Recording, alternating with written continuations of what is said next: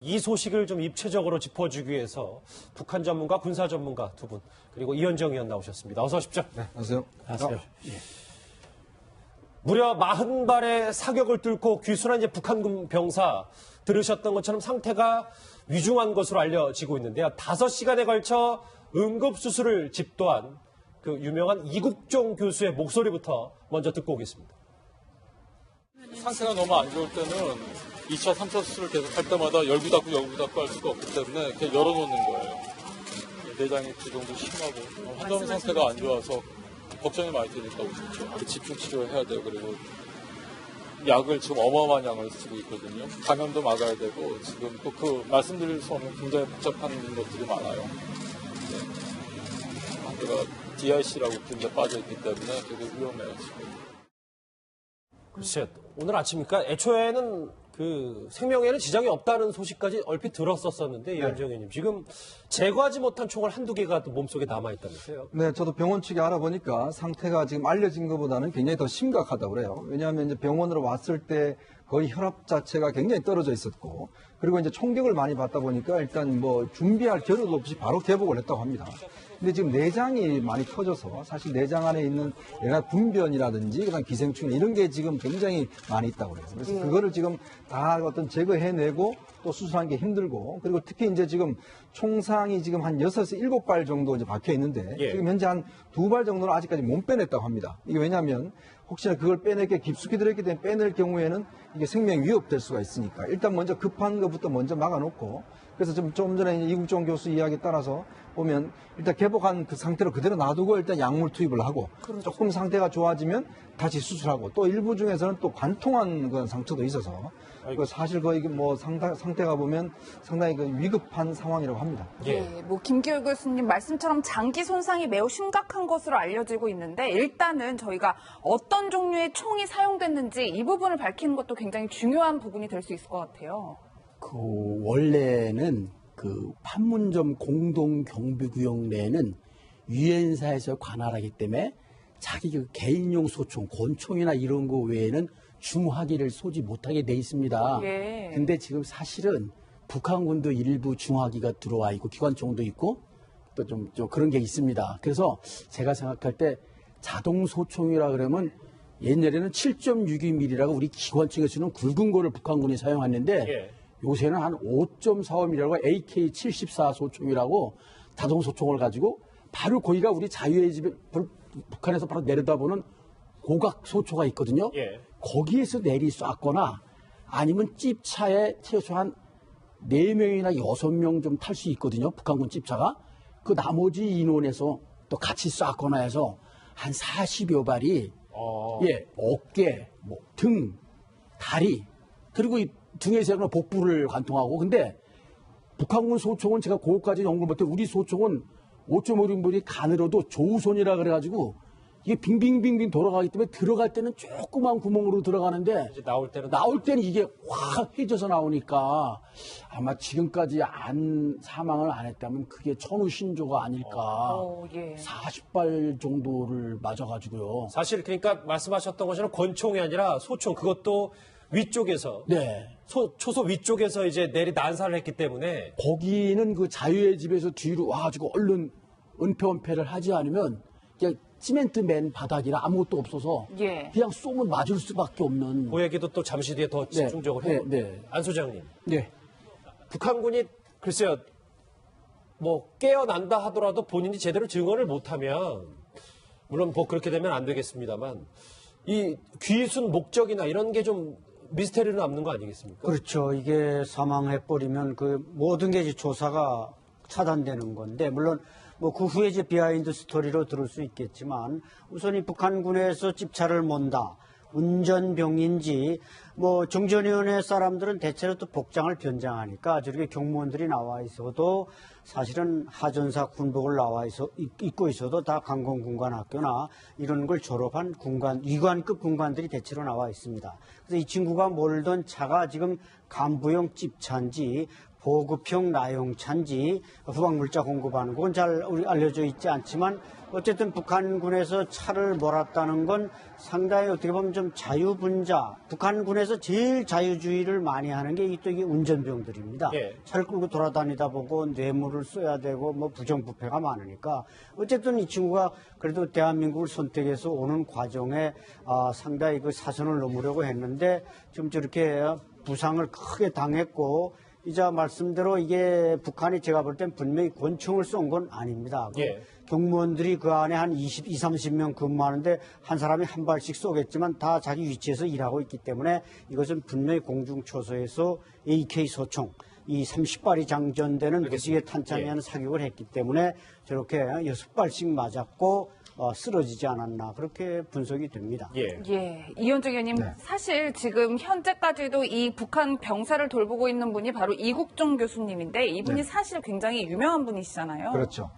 사실 아덴만의 영웅이라고 하지 않습니까? 석혜균 선장을 사실 그때 총탄을 많이 맞았죠. 그때 어떤 응급치료를 해서 정말 석 선장을 살려낸 가라버린 거고 그 이후에 이 중증외상치료센터 이게 이제 이제 이국종 교수가 주장을 해서 이게 이제 지금 각 지역별로 마련이 되어 있습니다. 그러니까 헬기도 이제 마련되어 있고. 그러니까 왜냐하면 이런 응급 환자들 같은 경우는 일반 병원을 갈 경우에 실제로 이제 이국종 교수 같은 응급의학을 전공하셨거든요. 그만큼 응급한 상황에는 정말 이게 훈련되고 단련된 팀들이 붙어서 한꺼번에 수술을 해야지만이 살릴 수가 있는 겁니다. 그러니까 일반적인 응급실과는 좀 더 스페셜한 그런 기능을 요구를 하거든요. 그런 면에서 이제 지금 각 지역에 지금 광역 지역에 응급센터가 설치가 돼 있고 이제 이국종 교수가 지금 현재 아주대 원래 교수거든요. 아주대에 이제 이 센터가 설립되어 있습니다. 그래서 여기 이제 헬기도 있고 이번에 같은 경우는 미군 헬기로 바로 이제 이송을 해서 거기서 바로 이제 현장에 수술을 했는데 마침 이제 이국종 교수가 직접 집도를 맡아서 수술을 장시간 했다고 합니다. 이국종 교수의 수술을 받고 기적적으로 이제 목숨을 건진 이제 석혜균 선장이 과거 이런 말을 했습니다. 목소리 들어보시죠. 참 세월이 빠른 것 같습니다. 당시 제가 생가사 갈림길에 참 긴박한 순간을 맞이했는데 감개무량하고 제가 그 당시 상황으로 봐서는 살아날 가망이 없었는데 4주년이 되니까 벌써 4살이 되었지 않습니까? 점점 자라고 있습니다. 글쎄요, 이 석혜균 선장 때처럼 이 귀순한 북한군 병사를 이번에도 이국종 교수가 살려낼 수 있을지 우리 국민들 많은 응원을 보내고 있습니다. 이제부터 북한군 병사의 어제 동선을 좀 집중적으로 짚어보려고 하는데요. 군사 분계선을 넘은 과정과 그 배경, 사연 아직 미궁에 빠져 있습니다. 당시 긴박했던 상황은 분명해 보이는데 황수연 앵커가 먼저 정리를 해봅니다. 북한 군인의 귀순 당시 긴박했던 순간이 공개됐습니다. 우선 우리 군의 브리핑 내용부터 듣고 오시겠습니다. 북한군 기순자 1명이 적초소 부근으로 차량으로 돌진하다가 배수로 턱에 바퀴가 빠졌습니다. 그 상황에서 차에서 하차하고 MDL 남쪽으로 도주하는 모든 상황들을 경계 시스템을 통해서 추적 관리하면서 상황을 유지했습니다. 귀순한 북한 군인이 군용 지프를 타고 JSA 인근 북한군 초소까지 접근한 것으로 알려졌는데요. 이 군인은 지프를 몰고 빠른 속도로 초소 인근까지는 접근했지만 지프 바퀴가 배수로 턱에 빠지면서 급하게 차를 버리고 계속해서 남쪽으로 달려서 도주한 것으로 알려졌습니다. 도주하는 동안 다른 북한 병사들로부터 총격을 받은 건데요. 실제로 이 군인의 귀순을 저지하기 위해 북한 측에서는 추격조를 보내 무차별 총격을 가한 것으로 드러났습니다. 현재 귀순한 이 군인은 귀순 당시 재활용 병사군복을 입고 있었던 것으로 알려졌는데요. 하지만 귀순 당시 지프차를 몰았다는 점을 등을 고려해봤을 때 사병옷을 입은 장교일 가능성도 있다는 해석이 나오고 있습니다. 귀순한 북한군 병사의 동선 이제 조금 더 이해가 되셨을 겁니다. 좀 더 깊게 들어가 보겠습니다. 오른쪽에 준비한 게 있습니다. 무려 40발의 집중 사격을 받은 귀순한 북한군 병사. 김기호 교수님이 이 공동경비부 JS에서 근무를 하신 경험이 있으니까 이 얘기를 좀 더 집중적으로 여쭤볼게요. 왜냐하면 좀 이례적이었던 게 이 귀순한 북한군 병사가 이 군사분계선 거의 인근까지 본인의 군용 지프차를 타고 내려왔단 말이에요. 이거를 저희가 어떻게 해석을 좀 해야 됩니까? 그러니까 그걸 하기 전에 그 오른쪽에 판문각 한번 짚어보실래요? 판문각. 여기요? 예. 그 북한군이 이제 그 정전 체제를 무시하기 위해서 판문전 대표부라는 걸 판문각에 세웠어요. 예. 그리고 판문점 대포부 관할하에서 저걸 경계하는 병사들은 병사일 수도 있고 대부분 간부가 많아요. 예. 장교들이 하전사나 이런 복장을 입고 근무를 하거든요. 그리고 또 출신 성분이 좋아야만 돼요. 아하. 여기서는 다 우리 쪽을 보고 있으니까 예. 출신 성분이 나쁘면 얼마든지 이렇게 자유롭게 조금 뭐 10m만 넘어오면 뛰면 바로 이쪽에 넘어오는 빨간 선. 그게 중앙군사분계선. 진짜 코앞에 있는 거 아닙니까? 그렇죠. 예. 그래가지고 바로 건물 뒤로만 숨어버리면 되는 건데. 아, 이렇게 탈출해서 이 바로 남측, 그러니까 엄폐를 한다는 게 바로 총을 안 맞게 뒤로 숨으면 된다는 그렇죠. 말씀이잖아요. 예, 그럼 되는 거니까 뭐 순식간의 일이라 지금 많이 밝혀지지 않았지만 그동안에 뭐 이수근 사건도 있고 장교가 하전사 벽장으로 넘어온 경우도 있었고 간곡 10년 전에 여러 건 사건이 있었습니다. 상호 또 충격전도 있고 또 우리도 판문점 자유의 집 이런 데로 구경 가듯이 소련 계통이나 그 공산층 계통도 판문각 쪽으로 구경을 많이 오다가 전에 소련 대학생이 한 번 또 넘어가고 총격전이 벌어진 적도 있었거든요. 예. 구경하다가 갑자기 뛰어오면 뭐 한 2, 3분이면 뛰어오거든요. 예. 근데 이번에는 아마 그 차를 몰 정도 됐으면은 예.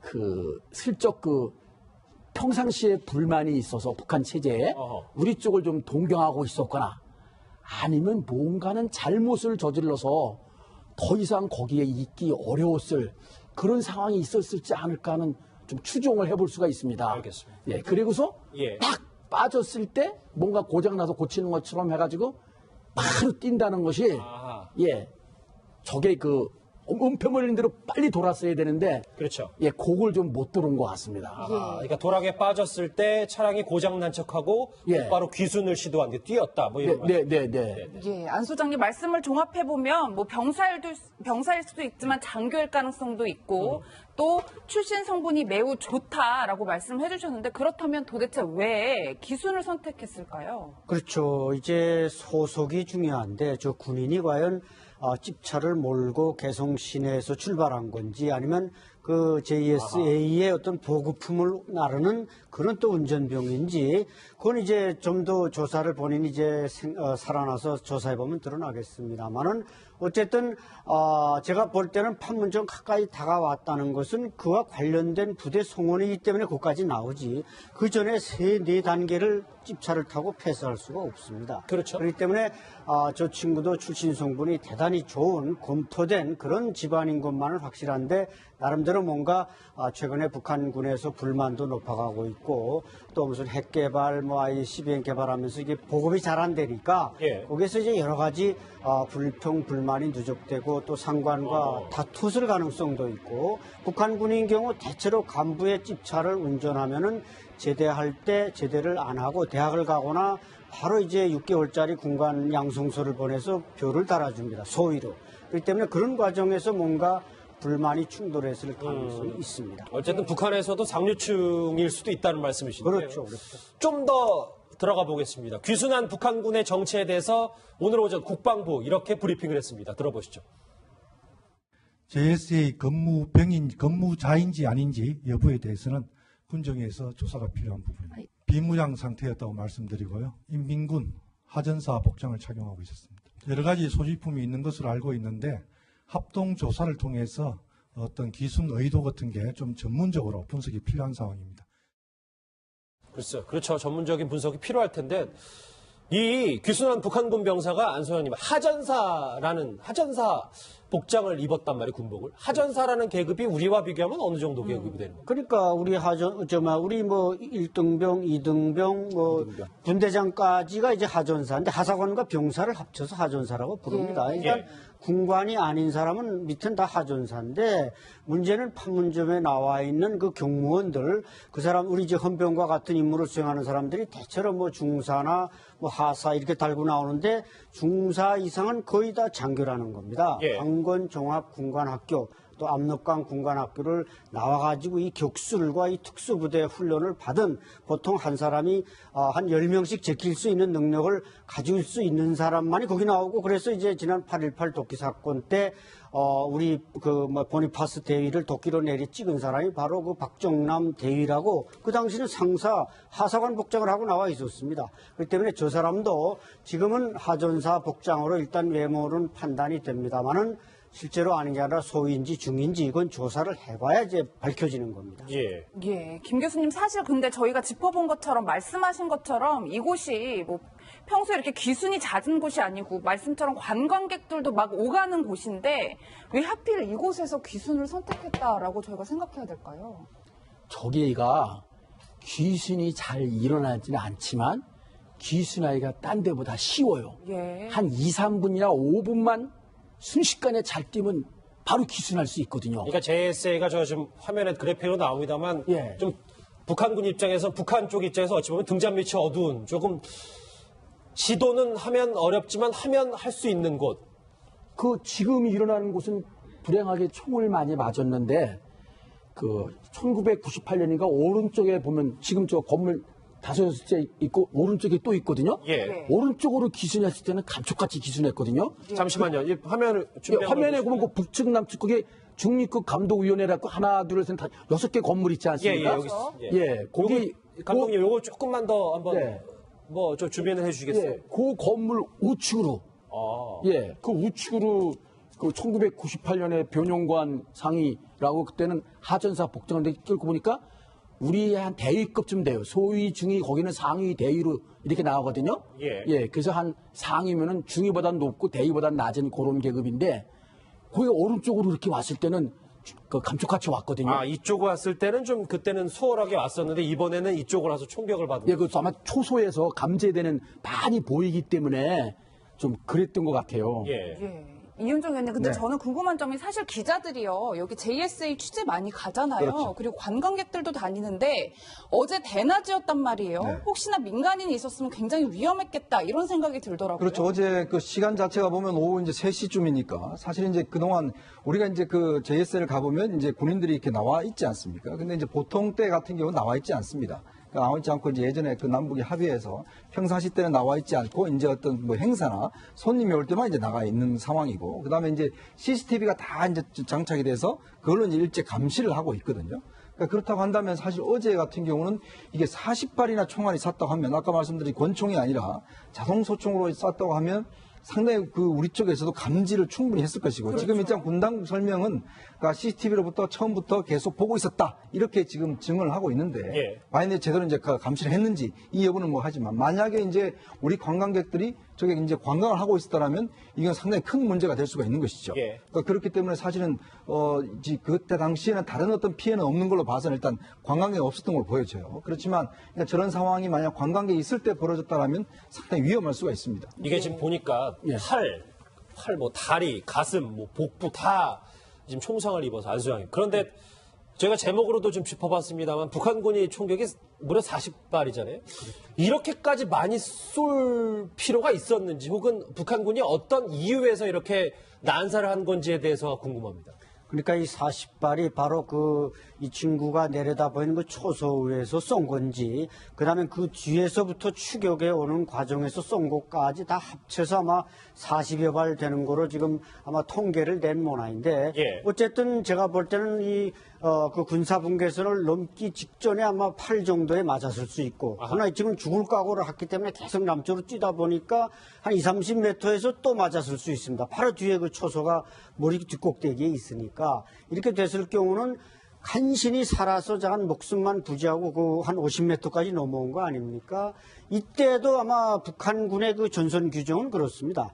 38선을 넘었더라도 북한 군인이나 민간인이 남쪽 땅에 있더라도 그걸 쏴서 죽이도록끔 돼 있습니다. 북한 규정. 잠시만요. 그러니까 만약에 저 북한군 병사가 지금 군사분계선을 어제 만약에 넘었는데도 어제 쐈을 수도 있는다는 얘기죠. 쐈을 가능성이 충분히 높고 예. 북한은 규정이 그렇게 되어 있습니다. 우리는 제가 잘은 모르겠지만 우리는 적어도 군사분계선을 넘기 전이나 넘었으면 그 군인을 향해서 총을 쏘진 않았습니다. 제가 그 휴전선 근무하면서도 직접 목격한 사실인데, 근데 북한은 무조건 죽이도록끔 돼 있다. 사살하는 명령이 내려져 있기 때문에 예. 그 사람들이 총을 쐈고 그래서 상당히 좀 더 많이 맞지 않았는가. 그 넘을 때까지만 해도 8 정도 맞았다가 그 넘은 다음에 아마 이 내장을 파열하는 중대한 그 5발 정도를 더 맞지 않았는가. 이런 점에서는 이게 북한이 뭐 우리가 이런 걸 지금 정전협정으로 따질 수 없는 상황이 예. 조성돼 있지만 참 북한으로서는 잔인하다는 것이죠. 북한군 내부 지침은 넘어도 쏜다 뭐 이렇게 돼 있군요. 예, 말씀. 예, 그 지금 안소장님 좋은 말씀하시는데 만약에 저 병사를 죽이지 않으면 경계를 쓴 북한군들이 다 처벌을 받게 됩니다. 예. 아하, 만약에 이 군사분계선을 넘었을 때 이 초소에 있었던 그렇죠. 사살을 적시에 못하면 이 사람들도 나중에 숙청을 당하거나 할 수 있단 그렇죠. 말이에요. 그래서 끝까지 쏘는 건데 그래서 그제 소련군 소련 학생 관광객이 왔다 할 때도 예. 우리 상호간에 총격전이 벌어진 게 우리가 적을 못하도록 제압하기 위해서 대응 사격을 또 하거든요. 예. 그러면 이제 30분 정도 그때도 총격전이 있었거든요. 근데 이번에는 북한에서 일방적으로 쏘고 우리는 대응을 못했거든요. 예, 그런 면에서 40발 정도까지 맞은 것 같아요. 예, 김 교수님 저도 참 이 부분이 궁금한데 우리 군의 대응 사격은 그렇다면 왜 없었던 건가요? 그러니까 저기가 이제 체제가 보면 좀 복잡한 게 유엔사를 관할하는 유엔군 사령부가 있고 예. 그 참모부가 군사정조위원회의 비서처가 있습니다. 예. 비서처가 여기는 유엔군 산하에는 미군 유엔군 대대가 하나 있는데 미군 대대장과 참모들과 중대장 요원 간부들이 한 수십 명 정확히 인원은 말씀드릴 수 없고 그리고 그 사람들이 지휘 감독하에 실제로 우리 쪽을 경계하는 한국군 대대병력이 있습니다. 예. 그러다 보니까 이제 거기 지금 바로 즉각 대응하는 문제에서 상호 여기다 보고하고 또 어떻게 하고 지시받고 이러는 가운데서 한 10여 분 정도 시간이 소요되지 않았나 싶습니다. 예. 아, 잠시만요. 그 말인즉슨 네. 군사분계선을 넘어섰는데도 북한군 기순병사가 네. 북한군이 막 40발을 사격을 한단 말이에요. 그런데 네. 그것 자체를 바로 즉각 선저 추보고를 하는 게 아니라 그렇지요. 미군과 다 상의를 하고 하기 때문에 안 된다는 아니, 그러니까 원래는 바로 했어야 되는데 제가 이게 참 의문이 가는 게 예. 40발을 쏘도록 가만히 있었던 것은 아마 그런 과정에서 우리가 신속히 위임됐은 그런 뭐를 했어야 되는데 그런 걸 좀 못하다 보니까 그런 일이 벌어졌고 또 이제 보고하고 지침 받다 보니까 한 15분 정도 또 흘러가고 예. 헬기 그동안에 또 오고 그러니까 유엔사 미군 헬기거든요. 우리 헬기가 아니고 예. 유엔사 관할구역이고 그래서 일방적으로 또 엄폐 건물도 없고 그래서 저렇게 한 40발 정도 많이 맞지 않나 싶어요. 하나만 더 여쭤보면 앞으로 만약에 똑같은 상황이 벌어져서 북한군 기순병사가 군사분계선 넘었어요. 당연히 북한이 이번처럼 40발 총기를 난사했어요. 근데 만약에 그 40발 가운데 하나가 우리 군 병사에게 맞았다면 그거 우리가 또 대응 사격 안 할 수 없는 거 아닙니까? 아니 그러니까 쏘면 우리도 바로 쏴야죠. 근데 이번에는 안 했잖아요. 그러니까요. 그리고 또 아까 맞았다는 그런 상황 나면 우리는 더 많이 쏴야죠. 비례성의 원칙이 있거든요. 등가성의 원칙이고 예. 우리도 최소한 40발은 쐈어야 되거든요.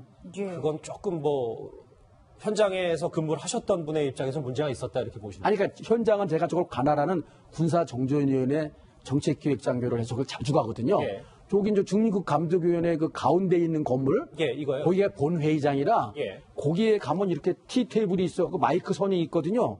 그 마이크 선을 기준으로 남과 북이 갈라져요. 예, 저도 화면에서 본 것 예, 같아요. 그 안에는 서로 같이 있게 되고 나머지 건물은 이렇게 우리 왜 선글라스 딱 쓰고 영화에도 나오지만 그러고 있지 않습니까? 예. 그러기 때문에 서로 이제 바로 즉각 알겠습니다. 총격전을 하고 그다음에 증원 기동 타격대라 그래가지고 몇 분 만에 증원할 수 있는 기동 타격대가 있거든요. 예. 그러니까 그런 것들은 즉각적으로 가서 기동 타격을 들어가서 5분 대기조라고 통상 예. 가서 했는지 안 했는지 다 보고 있거든요. 알겠습니다. 네. 일단 알겠습니다. 예, 일단 이현정 의원님 네. 우리 군의 대응에 대해서도 여러 가지 목소리가 나올 것으로 보이는데 실제로 쓰러져 있는 병사를 발견하고 구출하는 데까지 한 25분 정도가 걸렸어요. 네. 상당히 좀 시간이 많이 소요됐다 이런 평가들이 있더라고요. 그렇죠. 일단 지금 우리 군 대응에 몇 가지 문제점이 좀 드러나고 있는데요. 예. 송영무 장관이 국회에 나와서 과연 그 북한의 총이 만약 우리 MDL 쪽을 넘어왔느냐, 즉 뭐냐면 북한의 총이 그냥 북한 내에서만 이루어졌으면 문제가 아닙니다. 그렇죠. 근데 만약 총탄이 MDL을 넘어왔으면 이건 우리에 대한 도발이거든요. 자, 그럼 우리가 이것에 대해서 응사를 해야 됩니다.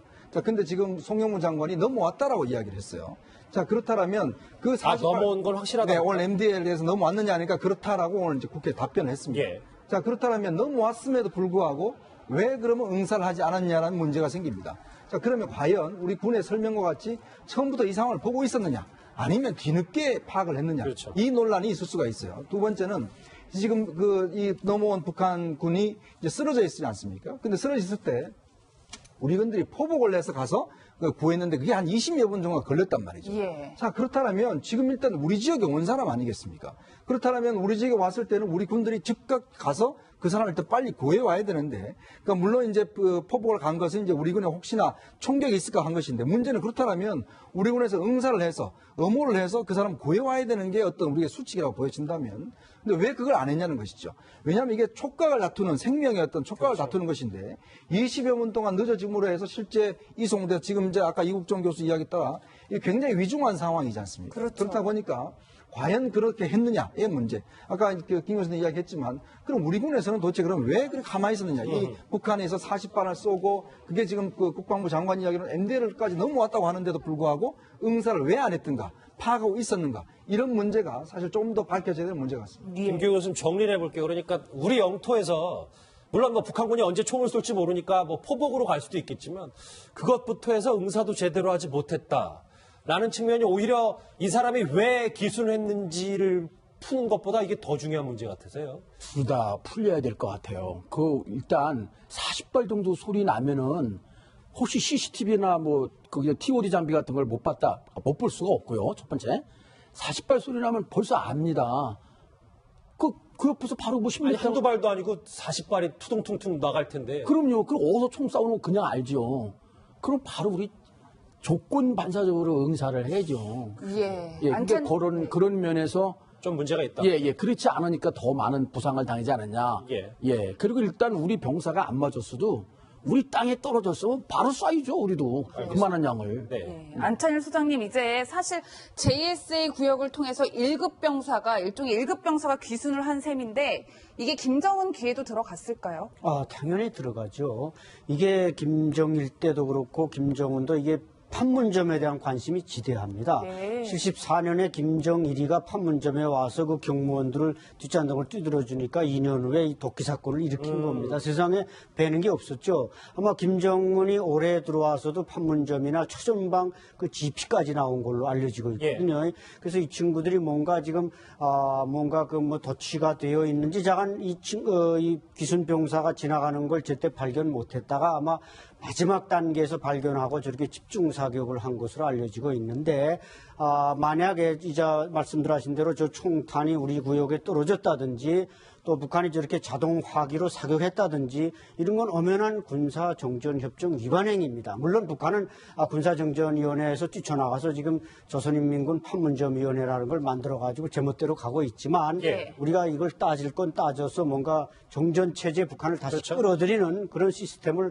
만들어가야 하는 것입니다. 이번 기회에. 북한군 병사의 돌진 귀순 얘기. 오늘 오전 움직이는 소식 전문가들과 함께 짚어봤습니다. 두 분의 군사 전문가 김기호 교수, 관찰 소장님 여기서 인사를 드리겠습니다. 어쨌든 이 친구가 그래도 대한민국을 선택해서 오는 과정에 상당히 그 사선을 넘으려고 했는데 좀 저렇게 부상을 크게 당했고 이제 말씀대로 이게 북한이 제가 볼 땐 분명히 권총을 쏜 건 아닙니다. 경무원들이 그 안에 한 30명 근무하는데 한 사람이 한 발씩 쏘겠지만 다 자기 위치에서 일하고 있기 때문에 이것은 분명히 공중초소에서 AK 소총 이 30발이 장전되는 무지개 탄창에 하는 사격을 했기 때문에 저렇게 6발씩 맞았고 쓰러지지 않았나 그렇게 분석이 됩니다. 이현정 의원님, 사실 지금 현재까지도 이 북한 병사를 돌보고 있는 분이 바로 이국종 교수님인데 이분이 사실 굉장히 유명한 분이시잖아요. 그렇죠. 사실 뭐 아덴만의 영웅이라고 하지 않습니까? 석혜균 선장을 사실 그때 총탄을 많이 맞았죠. 그때 같은 응급치료를 해서 정말 석 선장을 살려낸 가라버린 거고 그 이후에 이 중증외상치료센터 이게 이제 이제 이국종 교수가 주장을 해서 이게 이제 지금 각 지역별로 마련이 되어 있습니다. 그러니까 헬기도 이제 마련되어 있고. 그러니까 왜냐하면 이런 응급 환자들 같은 경우는 일반 병원을 갈 경우에 실제로 이제 이국종 교수 같은 응급의학을 전공하셨거든요. 그만큼 응급한 상황에는 정말 이게 훈련되고 가지고 얼른 은폐원폐를 하지 않으면 그냥 시멘트 맨 바닥이라 아무것도 없어서 그냥 쏘면 맞을 수밖에 없는. 그 얘기도 또 잠시 뒤에 더 집중적으로 해볼게요. 안 소장님. 북한군이 글쎄요. 뭐 깨어난다 하더라도 본인이 제대로 증언을 못하면 물론 뭐 그렇게 되면 안 되겠습니다만 이 귀순 목적이나 이런 게 좀 미스테리로 남는 거 아니겠습니까? 그렇죠. 이게 사망해버리면 그 모든 게 이제 조사가 차단되는 건데 물론 뭐 그 후에 이제 비하인드 스토리로 들을 수 있겠지만 우선 이 북한군에서 집차를 몬다. 운전병인지 뭐 중전위원회 사람들은 대체로 또 복장을 변장하니까 저렇게 경무원들이 나와 있어도 사실은 하전사 군복을 입고 있어도 다 강공군관학교나 이런 걸 졸업한 위관급 군관들이 대체로 나와 있습니다. 그래서 이 친구가 몰던 차가 지금 간부용 찝차인지 보급형 나용차인지 후방물자 공급하는 건 잘 알려져 있지 않지만 어쨌든 북한군에서 차를 몰았다는 건 상당히 어떻게 보면 좀 자유분자, 북한군에서 제일 자유주의를 많이 하는 게 또 이게 운전병들입니다. 예. 차를 끌고 돌아다니다 보고 뇌물을 써야 되고 뭐 부정부패가 많으니까. 이 소식을 좀 입체적으로 짚어주기 위해서 북한 전문가, 군사 전문가 두 분, 그리고 이현정 의원 나오셨습니다. 어서 오십시오. 네, 안녕하세요. 아세요? 무려 40발의 사격을 뚫고 귀순한 이제 북한군 병사 들으셨던 것처럼 상태가 위중한 것으로 알려지고 있는데요. 5시간에 걸쳐 응급수술을 집도한 그 유명한 이국종 교수의 목소리부터 먼저 듣고 오겠습니다. 상태가 너무 안 좋을 때는 2차, 3차 수술을 계속 할 때마다 열구 닫고 할 수가 없기 때문에 그냥 열어놓는 거예요. 내장의 기동도 심하고 환자분 상태가 안 좋아서 걱정이 많이 되니까 오셨죠. 집중 치료해야 돼요. 그리고 약을 지금 어마어마한 양을 쓰고 있거든요. 감염도 막아야 되고 지금 또 그 말씀드릴 수 없는 굉장히 복잡한 것들이 많아요. 제가 DIC라고 굉장히 빠져있기 때문에 되게 위험해요. 지금. 글쎄, 오늘 아침이니까 애초에는 그 생명에는 지장이 없다는 소식까지 얼핏 들었었는데 이현정 의원님 지금 제거하지 못한 총알 한두 개가 또 몸속에 남아있다면서요? 네, 저도 병원 측에 알아보니까 상태가 지금 알려진 것보다는 굉장히 더 심각하다고 그래요. 왜냐하면 이제 병원으로 왔을 때 거의 혈압 자체가 굉장히 떨어져 있었고, 그리고 이제 총격을 많이 받다 보니까 기관총도 있고 또 좀 그런 게 있습니다. 그래서 제가 생각할 때 자동 소총이라 그러면 옛날에는 7.62mm라고 우리 기관총에 쓰는 굵은 거를 북한군이 사용했는데 예. 요새는 한 5.45mm라고 AK-74 소총이라고 자동 소총을 가지고 바로 거기가 우리 자유의 집에 북한에서 바로 내려다보는 고각 소초가 있거든요. 예. 거기에서 내리 쐈거나 아니면 찝차에 최소한 4명이나 6명 좀 탈 수 있거든요. 북한군 찝차가. 그 나머지 인원에서 또 같이 쐈거나 해서 한 40여 발이 예, 어깨, 뭐, 등, 다리, 그리고 이 등에서는 복부를 관통하고, 근데 북한군 소총은 제가 그것까지 연구를 못해 우리 소총은 5.5mm 간으로도 조우손이라 그래가지고 이게 빙빙빙빙 돌아가기 때문에 들어갈 때는 조그만 구멍으로 들어가는데 이제 나올 때는 이게 확 휘져서 나오니까 아마 지금까지 사망을 안 했다면 그게 천우신조가 아닐까. 예. 40발 정도를 맞아가지고요. 사실 그러니까 말씀하셨던 것처럼 권총이 아니라 소총, 그것도 위쪽에서 네. 초소 위쪽에서 이제 내리 난사를 했기 때문에 거기는 그 자유의 집에서 뒤로 일단 뭐 준비할 겨를도 없이 바로 개복을 했다고 합니다. 근데 지금 내장이 많이 터져서 사실 내장 안에 있는 내가 분변이라든지 그다음 기생충 이런 게 지금 굉장히 많이 있다고 그래요. 그래서 그거를 지금 다 어떤 제거해내고 또 수술하는 게 힘들고, 그리고 특히 이제 지금 총상이 지금 한 6에서 7발 정도 이제 박혀 있는데 예. 지금 현재 한 2발 정도는 아직까지 못 빼냈다고 합니다. 이게 왜냐하면 혹시나 그걸 빼내게 깊숙이 들어있기 때문에 빼낼 경우에는 이게 생명 위협될 수가 있으니까 일단 먼저 급한 것부터 먼저 막아놓고, 그래서 좀 전에 이국종 교수 이야기에 따라서 보면 일단 개복한 그 상태로 그대로 놔두고 일단 약물 투입을 하고 조금 상태가 좋아지면 다시 수술하고, 또 일부 중에서는 또 관통한 그런 상처도 있어서 사실 거의 뭐 상태가 보면 상당히 그 위급한 상황이라고 합니다. 예. 네, 뭐 김기열 교수님 말씀처럼 장기 손상이 매우 심각한 것으로 알려지고 있는데 일단은 저희가 어떤 종류의 총이 사용됐는지 이 부분을 밝히는 것도 굉장히 중요한 부분이 될 수 있을 것 같아요. 그 원래는 그 판문점 공동경비구역 내에는 유엔사에서 관할하기 때문에 자기 그 개인용 소총, 권총이나 이런 거 외에는 중화기를 쏘지 못하게 돼 있습니다. 예. 근데 지금 사실은 북한군도 일부 중화기가 들어와